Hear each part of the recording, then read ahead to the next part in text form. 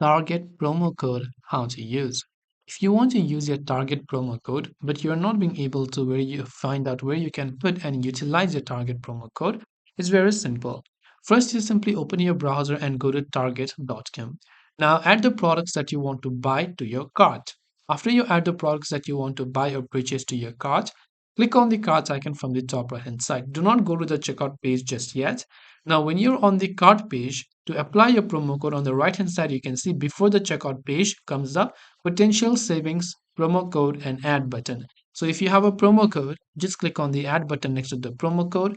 Just make sure to enter the promo code right here. And once done, just click on the add button and you'll be successfully used to apply a discount for these products.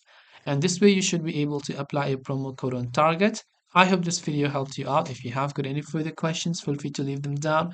Thanks for watching till the very end and see you soon as always in our next video.